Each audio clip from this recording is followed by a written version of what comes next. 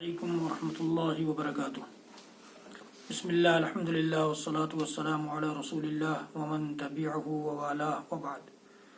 محترم ناظرین و سامعین، اسلامی بھائیوں، دوستوں، عزیزوں، ماں اور بہنوں، آؤ نبی کی نماز سیکھیں سیریز کے اس ویڈیو میں اوقات نماز کی بات ہوگی۔ اس سے پہلے کی ویڈیو میں ہم نے جانا کہ وقت کے ساتھ نماز پڑھنا اللہ تعالیٰ نے ہمارے اوپر فرض قرار دیا ہے، اور فجر کی نماز کا کیا وقت ہے یہ ہم نے جانا اور سمجھا۔ آج کی اس ویڈیو میں ظہر کی نماز کا وقت ہم جانیں گے۔ اللہ کے رسول صلی اللہ علیہ وسلم کا ارشاد گرامی ہے، وقت الظہر اذا زالت الشمس وکان ظل الرجل کطولہ، کہ ظہر کا وقت جب سورج زائل ہو جائے، یعنی سورج کا زوال ہو جائے، سورج کے زوال سے لے کر یعنی سورج کے ڈھلنے سے لے کر آدمی کے برابر سایہ ہونے تک، آدمی کے اصل سائے اس کے قد کے مطابق جب سایہ ہو جائے تو اس وقت تک یہ ظہر کا وقت رہتا ہے۔ بعض لوگ کہتے ہیں کہ ہر چیز کا سایہ ایک مثل ہونے کے بعد نماز ظہر کا وقت شروع ہوتا ہے، یہ بات صحیح حدیث کے خلاف ہے۔ اللہ کے نبی صلی اللہ علیہ وسلم نے نماز ظہر زوال ہوتے ہی پڑھ لیا ہے، یا آپ پڑھ لیا کرتے تھے، اس لیے یہ کہنا غلط بات ہے۔ ظہر کا وقت زوال شمس سے شروع ہو جاتا ہے۔ شدید گرمی اگر ہے تو اس میں کچھ لیٹ کر کے نماز پڑھنا چاہیے ظہر کی۔ اس کا یہ مطلب نہیں کہ ہم 3 بجے نماز پڑھیں، بلکہ تھوڑا سا ٹھنڈا ہو جائے موسم تب پڑھا جائے۔ اللہ کے نبی صلی اللہ علیہ وسلم کی حدیث ہے، اذا اشتد الحر فابردوا بالصلاۃ، جب گرمی سخت ہو، شدید ہو، تو ظہر کی نماز کو تھوڑا ٹھنڈا کر کے پڑھو۔ گرمیوں میں ظہر کو لیٹ کرنے سے متعلق عبداللہ بن مسعود رضی اللہ تعالیٰ عنہ فرماتے ہیں کہ رسول اللہ صلی اللہ علیہ وسلم کی نماز ظہر کا اندازہ یہ ہوتا تھا کہ گرمیوں میں سایہ 3 قدموں سے لے کر 5 قدموں تک کے مابین ہوتا تھا، اور سردیوں میں 5 سے 7 قدموں کے مابین ہوتا تھا۔ سایہ، یہ اللہ کے نبی صلی اللہ علیہ وسلم کے زمانے کی بات عبداللہ بن مسعود رضی اللہ تعالیٰ عنہ کوٹ کرتے ہیں۔ سنن ابی داؤد میں یہ چیز موجود ہے۔ مطلب یہ کہ سورج ڈھلتے ہی فوراً نہ پڑھو، ذرا لیٹ کر لیا کرو، یہ ٹھنڈا کرنے کا مطلب ہے۔ گرمیوں میں ظہر کو تھوڑا سا لیٹ کرنے کا مسئلہ سفر کے ساتھ خاص نہیں ہے، بلکہ حضر میں بھی یہی حکم ہے، صرف سفری میں نہیں ہے۔ بخاری میں اس کی وضاحت ہے۔ اصل سایہ معلوم کرنے کا طریقہ کیا ہے؟ کسی کھلی اور ہموار زمین میں زوال سے پہلے ایک لکڑی گاڑ دی جائے، اس لکڑی کا سایہ آہستہ آہستہ کم ہونا شروع ہو جائے گا، یہاں تک کہ زوال کے وقت کم سے کم رہ جائے گا، یعنی بالکل کھڑا ہو جائے گا سورج اس کے سامنے۔ اس سائے کو ماپ لیا جائے، جب یہ سایہ دوسری سمت بڑھنا شروع ہو جائے تو وہ اس بات کی علامت ہے کہ زوال کا وقت ہو گیا ہے۔ پھر جب یہ سایہ اس قدر بڑھ جائے کہ لکڑی کے برابر ہو جائے تو زوال کے وقت لکڑی کا ماپا ہوا سایہ الگ کرنے کے بعد تو اس وقت ایک مثل وقت ہو جائے گا۔ ایک طریقہ یہ بھی ذکر کیا جاتا ہے کہ دوپہر کے وقت سے پہلے 1 یا 2 بالشت زمین کی سطح ہموار کر کے اس پر شمالاً جنوباً ایک سیدھا خط کھینچ دیا جائے۔ اس طرح سے شمال سے جنوب کی طرف ایک لائن کھینچ دی جائے، قطب نما سے اس خط کی رہنمائی لی جا سکتی ہے۔ پھر اس خط کے جنوبی نقطہ پر ایک سیدھی لکڑی گاڑ دیں، چونکہ دوپہر سے پہلے کا وقت ہوگا، لہذا اس لکڑی کا سایہ عین اس خط پر نہیں ہوگا بلکہ اس سے قدرے مغرب کی جانب مائل ہوگا۔ پھر آہستہ آہستہ اس خط پر آنا شروع ہو جائے گا، حتیٰ کہ بالکل اس خط پر آ جائے گا۔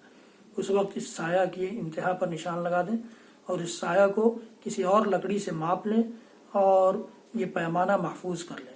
یہ وقت عین دوپہر کا ہوگا۔ اس کے بعد وہ سایہ مشرق کی طرف بڑھنے لگے گا، یہ ظہر کا اول وقت ہوگا۔ پھر اس کے بعد جب یہ سایہ بڑھتا جائے گا، جس لکڑی کے ساتھ اصل سائے کی پیمائش کی تھی اس کے ساتھ اس کے اصل سائے کے نشان سے آگے ایک مثل جب سایہ ہو جائے گا تو وہ ظہر کا آخری وقت ہوگا اور عصر کا اول وقت ہوگا۔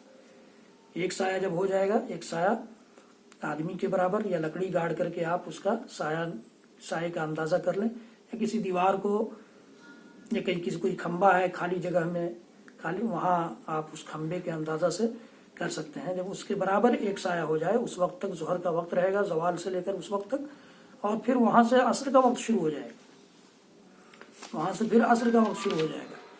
تو یہ اللہ کے نبی صلی اللہ علیہ وسلم کی حدیث گرامی ہے ظہر کی وقت کے سلسلے میں۔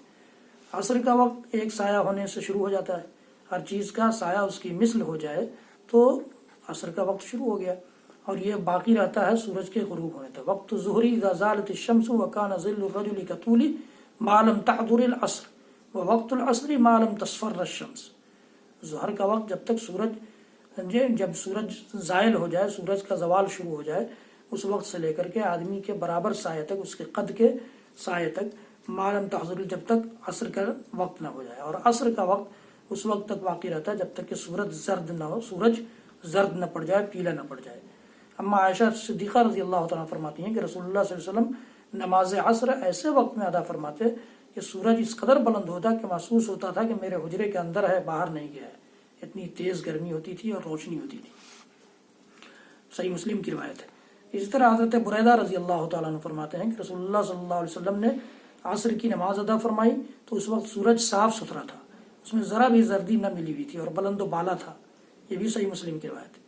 غروب آفتاب سے قبل ایک رکعت ادا کر لینے سے بر وقت نماز ادا کرنے کا ثواب مل جاتا ہے، اس میں کوئی شک نہیں ہے. لیکن افضل وقت جو ہے وہ اللہ کے نبی صلی اللہ علیہ وسلم کے بتائے ہوئے طریقے کے مطابق ایک سایہ، کسی چیز کا سایہ اس کے برابر جب ہو جائے، ایک مثل ہو جائے، اس وقت سے لے کر کے سورج کے پیلا پڑنے تک باقی رہتا ہے. نماز عصر کو بلا وجہ آخری وقت تک لیٹ کرنا منافق کی نشانی ہے، یاد رکھیے گا. نبی کریم صلی اللہ علیہ وسلم نے فرمایا تلک صلاۃ المنافق یجلس یرقب الشمس حتی اذا كانت بین قرنی الشیطان قام فنقرها اربعا. صحیح مسلم کی روایت ہے. یہ منافق کی نماز ہے کہ بیٹھا بیٹھا سورج کا انتظار کرتا رہتا ہے، اور جب سورج شیطان کے دو سینگوں کے درمیان پہنچ جاتا ہے، یعنی غروب ہونے کے وقت چلا جاتا ہے، غروب ہونے کے لائن میں لگ جاتا ہے، اس وقت وہ کھڑا ہوتا ہے اور 4 ٹھونگے مار لیتا ہے. تو یہ منافق کی نماز ہے. صحیح وقت یہی ہے کہ جیسے ہی کسی چیز کا سایہ اس کے برابر ہو جائے وہاں سے شروع ہوتا ہے. ہم اول وقت میں پڑھ لیں، افضل یہی ہے. اللہ کے نبی صلی اللہ علیہ وسلم اول وقت میں پڑھتے تھے، ورنہ سورج کے پیلا پڑنے سے پہلے تک پڑھ لیں. یہ ہماری نماز کا افضل وقت ہوگا. اور اس کے بعد ہمیں موقع نہیں ملا کسی وجہ سے، ہم پڑھ لیں وہ الگ بات ہے، لیکن اس کو معمول بنا لینا، اس کو روٹین میں شامل کر لینا، یا یہ کہنا کہ نہیں ابھی وقت نہیں ہوا ہے تو اللہ کے نبی صلی اللہ علیہ وسلم نے ایسی نماز کو منافق کی نماز قرار دیا ہے. اس لیے ہمیں اور آپ کو وقت کا، نماز کے وقت کا بہت زیادہ خیال رکھنا ہے. رب العالمین ہم سب کو نماز کا پابند بھی بنائے اور نماز کے وقت کا بھی پابند بنائے. رب العالمین ہم سب کا مددگار ہو. اس ویڈیو کو آگے بڑھائیے، اپنے لیے، میرے لیے صدقہ جاریہ کا سامان بنائیے. میرے چینل کو سبسکرائب کیجیے، بیل آئیکن ضرور دبائیے، لائک بھی کیجیے. اللہ رب العالمین ہم سب کی مدد فرمائے. صلی اللہ تعالی علی نبینا محمد وعلی آلہ وصحبہ وسلم. سبحان ربک رب العزۃ عما یصفون وسلام علی المرسلین والحمد للہ رب العالمین. والسلام علیکم ورحمۃ اللہ وبرکاتہ.